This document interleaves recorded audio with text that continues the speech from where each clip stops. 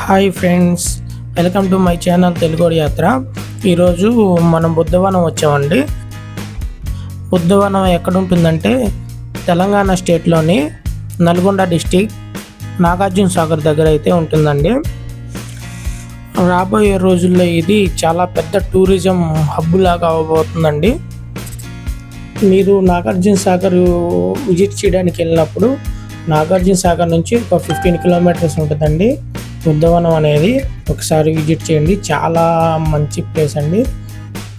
ఇక్కడ బుద్ధుడి విశిష్టత ప్రతిబింబించేలా ఆయన శిలాస్తూపాలు, మన ఏపీ అండ్ తెలంగాణలో పురావస్తు తవ్వకాల్లో దొరికిన శాతవాహన కాలం నాటి శిలా విగ్రహాలు కూడా ఇక్కడ ఉన్నాయండి, బుద్ధుడికి సంబంధించినవి.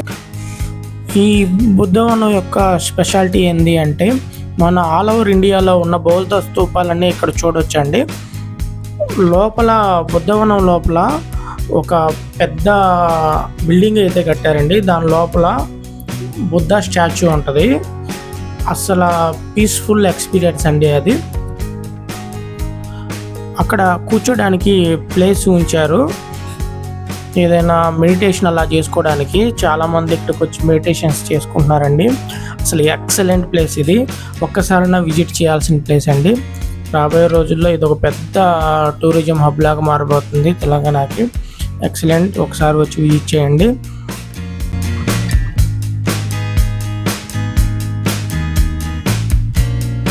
దీని లోపల మ్యూజియం కూడా ఉంటుంది.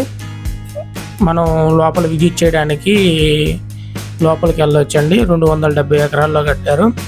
ఈ వీడియో నచ్చినట్టయితే షేర్ చేయండి, లైక్ చేయండి, మన ఛానల్ని సబ్స్క్రైబ్ చేయండి. Thank you for watching.